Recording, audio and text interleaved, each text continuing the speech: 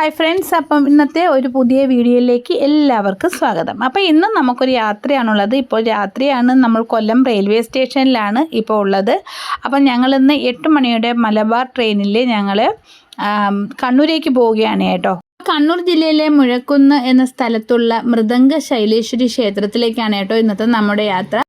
കണ്ണൂരാണെങ്കിലും ഞങ്ങൾ തലശ്ശേരിയിൽ ഇറങ്ങിയാണ് കേട്ടോ ഈ ക്ഷേത്രത്തിലേക്ക് പോകുന്നത്. അപ്പം കൊല്ലത്തുനിന്ന് രാത്രി 8 മണിക്കുള്ള മലബാർ ട്രെയിനിലാണ് നമ്മൾ പോകുന്നത്. അത് രാവിലെ ഒരു 6 മണിയോടുകൂടി തലശ്ശേരി എത്തുമെന്നാണ് വിചാരിക്കുന്നത്. ഇടയ്ക്കൊക്കെ കവിതയും ഞാനും കൂടി ഇങ്ങനത്തെ ട്രിപ്പുകൾ പെട്ടെന്നാണ് കേട്ടോ നമ്മൾ പ്ലാൻ ചെയ്യുന്നത്. അതുകൊണ്ട് തന്നെ ടിക്കറ്റിനൊക്കെ ഞങ്ങൾ തൽക്കാലമാണ് മിക്കവാറും ഒക്കെ എടുത്ത് ഞങ്ങൾ പോകുന്നത് കേട്ടോ. അപ്പോൾ ഇപ്രാവശ്യത്തെ തൽക്കാലം എല്ലാം വെയിറ്റിംഗ് ലിസ്റ്റിൽ ഇങ്ങനെ കിടക്കുകയാണ്. എന്താവുമെന്നൊന്നും അറിയത്തില്ല, തിരിച്ചൊക്കെ വരാൻ പറ്റുമെന്നൊന്നും നമുക്ക് അറിയത്തില്ല കേട്ടോ. അപ്പം ഫുഡ് നമ്മൾ റെയിൽവേ സ്റ്റേഷൻ അടുക്കൽ നിന്ന് വാങ്ങിച്ചുകൊണ്ടാണ് കയറിയത്. അപ്പോൾ കയറിയിട്ട് ഞങ്ങൾ ഫുഡെല്ലാം കഴിച്ചിട്ട് കിടക്കാമെന്ന് വിചാരിച്ചു. നല്ല തിരക്കായിരുന്നു കേട്ടോ. കാരണം ക്രിസ്മസിൻ്റെ അവധിയൊക്കെ കഴിഞ്ഞ് കുട്ടികളെല്ലാം തിരിച്ച് പഠിക്കുന്ന സ്ഥലത്തേക്കൊക്കെ പോകുന്നതിൻ്റെ ഒരുപാട് തിരക്ക് അന്ന് ഉണ്ടായിരുന്നു കേട്ടോ. അപ്പം ഏകദേശം 6:45 കൂടി തന്നെ ഞങ്ങൾ തലശ്ശേരി റെയിൽവേ സ്റ്റേഷനിൽ ഇറങ്ങി. എന്നിട്ട് ഞങ്ങൾ പ്ലാറ്റ്ഫോമിൽ തന്നെയുള്ള ഒരു AC വെയിറ്റിംഗ് റൂം ഉണ്ടായിരുന്നു. 30 രൂപയാണ് ഒരാൾക്ക് 1 മണിക്കൂറത്തേക്ക്. അപ്പം ഞങ്ങൾ അവിടെ പോയി ഫ്രഷ് ആവാനായിട്ട് തീരുമാനിച്ചു. ഞങ്ങൾ രണ്ടുപേരും മാത്രമാണെങ്കിലും മിക്കവാറും റെയിൽവേ സ്റ്റേഷനിലൊക്കെ തന്നെ കേട്ടോ ഞങ്ങൾ ഫ്രഷപ്പ് ആവുന്നത്. പിന്നീട് ഞങ്ങൾ അവിടെ നിന്ന് നടന്ന് റെയിൽവേ സ്റ്റേഷൻ്റെ വെളിയിലേക്ക് പോയിട്ട് അവിടെ നിന്ന് ഞങ്ങൾ ചായയെല്ലാം കുടിച്ചു. എന്നിട്ട് ഞങ്ങൾ പുറത്തേക്ക് ഇറങ്ങി. അപ്പം അവിടെ നിന്ന് തന്നെ ഒരു ഓവർ ബ്രിഡ്ജ് ആരംഭിക്കുന്നുണ്ട്. അപ്പം അതിൻ്റെ തൊട്ട് താഴെയായിട്ട് ബസ് വരും. അപ്പം നമുക്ക് അവിടെ തന്നെ നിൽക്കുമ്പോൾ കാണാം കേട്ടോ, ബസ് നിർത്തിയേക്കുന്നത് കണ്ടോ. അപ്പം അവിടം വരെ നമുക്ക് നടന്നാൽ മതി. അപ്പം ഇരിട്ടിയിലേക്കൊക്കെ ഉള്ള ബസ്സുകൾ അവിടെയാണ് വരുന്നത്. നമ്മൾ ഒരു ഇരിട്ടി ബസ്സിലാണ് നമുക്ക് കയറേണ്ടത്. അപ്പം നമുക്ക് ആദ്യം ഇറങ്ങേണ്ട സ്റ്റോപ്പ് ഉരുവച്ചാലാണ്. അവിടെ നിന്നാണ് നമുക്ക് മുഴക്കുന്നിലേക്കുള്ള ബസ്സുകൾ കിട്ടുന്നത്. അപ്പം അവിടെയാണ് നമുക്ക് ഇറങ്ങേണ്ടത്, ശൈലേശ്വരി ക്ഷേത്രത്തിൻ്റെ ആ ഒരു സ്റ്റോപ്പിലേക്ക് കേട്ടോ. അപ്പം ഞങ്ങൾ ബസ്സിൽ ഇങ്ങനെ പോവുകയാണ്.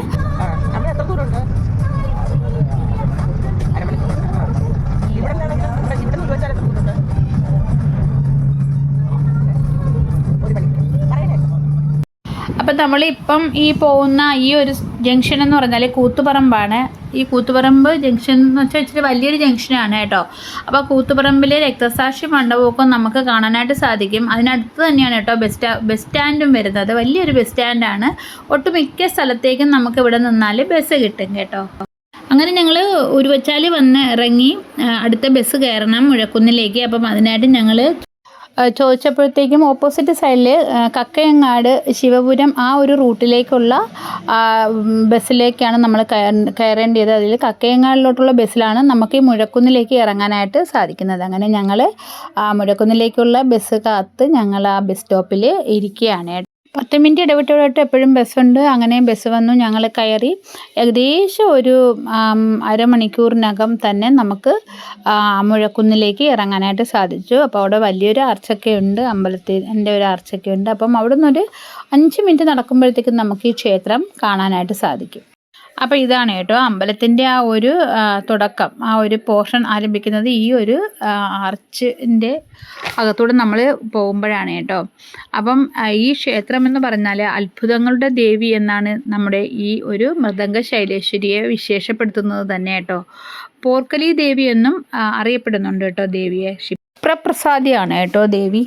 അപ്പം നമ്മൾ ഈ വന്ന് നിൽക്കുന്നത് സത്യം പറഞ്ഞാൽ അമ്പലത്തിൻ്റെ ഒരു വശത്താണ്. അപ്പം അവിടെയാണ് കേട്ടോ ഈ ഒരു അമ്പലക്കുളം ഉള്ളത്. അപ്പം ഈ അമ്പലക്കുളത്തിനും നിരവധി കഥകളാണുള്ളത് കേട്ടോ. കോട്ടയത്ത് രാജവംശത്തിൻ്റെ കുലദേവതയാണ് മൃദംഗ ശൈലേശ്വരി. കോട്ടയത്ത് തമ്പുരാൻ കഥകളി ചിട്ടപ്പെടുത്തുന്ന സമയത്ത് അതിലെ സ്ത്രീവേഷം എങ്ങനെ ആവണമെന്ന് ഒരു നിശ്ചയം ഉണ്ടായിരുന്നില്ല. അങ്ങനെ തമ്പുരാൻ ഈ കുളക്കടവിൽ വന്ന് ദേവിയെ ധ്യാനിക്കുകയും ദേവി സ്ത്രീവേഷധാരിയായി നമ്മുടെ ഈ കുളക്കടവിൻ്റെ മധ്യത്ത് പ്രത്യക്ഷപ്പെടുകയും ചെയ്തു കേട്ടോ. പക്ഷേ ദേവിയുടെ അരയ്ക്ക് താഴെ എന്ത് വേഷമാണെന്ന് തമ്പുരാന് നിശ്ചയം വന്നില്ല. അതുകൊണ്ട് തന്നെ ഇപ്പോഴും കഥകളിക്ക് സ്ത്രീ വേഷം കെട്ടുന്നവർ അരയ്ക്ക് താഴെയായിട്ട് വെള്ള വസ്ത്രമാണ് കേട്ടോ ധരിക്കുന്നത്. പിന്നെ വിവിധ തരത്തിലുള്ള വഴിപാടുകൾ നമുക്കിവിടെ കഴിപ്പിക്കാനായിട്ട് സാധിക്കും. അതിൽ പ്രധാനപ്പെട്ടത് നെയ്വിളക്കാണ് കേട്ടോ. അപ്പം നമുക്ക് എത്ര പേരുടെ പേരിൽ വേണമെങ്കിലും നമുക്കിവിടെ നെയ്വിളക്ക് കത്തിച്ച് നമുക്ക് പ്രാർത്ഥിക്കുവാനായിട്ട് സാധിക്കും കേട്ടോ. അപ്പം ഒരു നെയ്വിളക്കിൻ്റെ ആ ഒരു റേറ്റ് എന്ന് പറഞ്ഞാൽ 20 രൂപയാണ് കേട്ടോ. ദുർഗയായും കാളിയായും പാർവതിയായും സരസ്വതിയായും ഒക്കെ ദേവി ഇവിടെ അനുഗ്രഹം ചൊരിയുകയാണ് കേട്ടോ. ക്ഷേത്രത്തിൻ്റെ ഒരു വശത്തായിട്ട് നമുക്കിവിടെ ഒരു സരസ്വതി മണ്ഡപം തന്നെ കാണുവാനായിട്ട് സാധിക്കും. കലാകാരന്മാരുടെ ഒരു ആശ്രയ കേന്ദ്രമാണ് ഇതെന്ന് പറയാറുണ്ട് കേട്ടോ ഈ ഒരു ക്ഷേത്രം. കാരണം ഏത് കല വേണമെങ്കിലും നമുക്ക് അവിടെ വന്ന് നമുക്കവിടെ നൈവേദ്യമായിട്ട് ദേവിക്ക് സമർപ്പിക്കാവുന്നതാണ് കേട്ടോ. മുൻ DGP അലക്സാണ്ടർ ജേക്കബ് പിൽക്കാലത്ത് ഒരു യൂട്യൂബ് ചാനലിലേക്ക് കൊടുത്ത അഭിമുഖത്തിൽ നിന്നും ഈ ക്ഷേത്രത്തിലെ നിരവധി കഥകളാണ് കേട്ടോ പറയുന്നത്.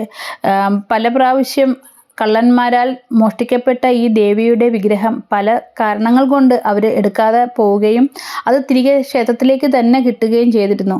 കാരണം പിന്നീട് അന്വേഷണത്തിൽ നിന്നും അതിൻ്റെ കാരണം വ്യക്തമായത് ആ ഒരു വിഗ്രഹം കയ്യിലിരിക്കുമ്പോൾ ഈ കള്ളന്മാർക്ക് സ്ഥലകാല വിഭ്രാന്തി അനുഭവപ്പെടുകയും മാനസികാസ്വാസ്ഥ്യം അനുഭവപ്പെടുകയൊക്കെ ചെയ്യുന്നു എന്നുള്ളതാണ് കേട്ടോ. അപ്പോൾ അവർ ഈ ഉദ്യമത്തിൽ നിന്നും പിൻവാങ്ങുന്നു എന്നുള്ളതാണ് കേട്ടോ. വാദ്യങ്ങളുടെ മാതാവ് എന്നറിയപ്പെടുന്ന മിഴാവ് ദേവലോകത്തിൽ നിന്നും ഭൂമിയിലേക്ക് വന്നു പതിച്ച സ്ഥലമാണ് ഈ ഒരു മിഴാവ് കുന്ന് അഥവാ മുഴക്കുന്ന്. വാദ്യരൂപിണിയായ ദേവി തന്നെയാണ് നമ്മുടെ ശൈലേശ്വരി. ദേവിയുടെ പോർക്കലി ഭാവത്തിനും ഇവിടെ വലിയ ഒരു സ്ഥാനമുണ്ട്. പണ്ട് പഴശ്ശിരാജ യുദ്ധത്തിന് പുറപ്പെടുന്നതിന് മുമ്പ് ഇവിടെ വന്ന് ഈ പോർക്കലിയുടെ ഗുഹാക്ഷേത്രത്തിൽ വെച്ച് ഗുരുതി നടത്തിയിട്ട് ആയിരുന്നു പൊക്കോണ്ടിരുന്നത്. അപ്പം ഇപ്പോൾ ആ ഒരു പോർക്കലിയുടെ ക്ഷേത്രം, ആ ഗുഹാക്ഷേത്രം ഇപ്പോഴവിടെ ഇല്ല. അപ്പം നമ്മളിപ്പോൾ വരുന്ന സമയത്ത് പോർക്കലിയുടെ ആ ഒരു ക്ഷേത്ര നിർമ്മാണം അവിടെ നടക്കുന്നുണ്ട് കേട്ടോ. ബാക്കിലായിട്ട് ക്ഷേത്രത്തിൻ്റെ ഏറ്റവും പിറകു വശത്തായിട്ട് നടക്കുന്നുണ്ട് കേട്ടോ. അപ്പോൾ ഇത് വനശാസ്താവാണ്. അപ്പം അവിടുത്തെ ഏറ്റവും വലിയ ഒരു വഴിപാടെന്ന് പറഞ്ഞാൽ നമ്മുടെ ഈ എള്ള് തിരി കത്തിക്കുക എന്നുള്ളതാണ് കേട്ടോ. അപ്പം അതെല്ലാം ഒരുപാട് പേര് കത്തിച്ച് പ്രാർത്ഥിക്കുന്നുണ്ട് കേട്ടോ. അപ്പോൾ ക്ഷേത്രത്തിൻ്റെ പിറകുവശത്തായിട്ടാണ് നാഗസ്ഥാനം ഉള്ളത്. അപ്പം അതിനോട് ചേർന്ന് ഒരു ക്ഷേത്രവും ഒക്കെ ഉണ്ട് കേട്ടോ. അപ്പോൾ നമ്മൾ കാണുന്ന ഈ ക്ഷേത്രങ്ങളെല്ലാം തന്നെ ചെങ്കല്ലിനാൽ പണിഞ്ഞ ക്ഷേത്രങ്ങളാണ് കേട്ടോ. അതിൻ്റെ ഓരോ കൊത്തുപണിയും ചെങ്കല്ലിൽ തന്നെ കടഞ്ഞ് ചെയ്ത കൊത്തുപണികളാണ് കേട്ടോ. അപ്പം എല്ലാ സ്ഥലത്തും പ്രദക്ഷിണം വെച്ച ശേഷം ഞങ്ങൾ ക്ഷേത്രത്തിൻ്റെ ഫ്രണ്ട് വശത്താണ് ഇനി ഇറങ്ങാനായിട്ട് പോകുന്നത്. നമ്മൾ സത്യത്തിൽ സൈഡിൽ കൂടാണ് നമ്മൾ കയറിയത്. അപ്പോൾ ഫ്രണ്ട് വശത്തൊക്കെ പണി നടക്കുന്നത് കൊണ്ടാണ് ഞങ്ങൾ ഇങ്ങനെ സൈഡ് വഴി വന്നത്. അപ്പം നമുക്ക് ഫ്രണ്ട് വശത്ത് നമുക്ക് പഴശ്ശിരാജയുടെ ഒരു വലിയ ബിംബം നമുക്ക് കാണുവാനായിട്ട് സാധിക്കും. വളരെ വലുപ്പമുള്ള ഒരു വിഗ്രഹമാണ് കേട്ടോ.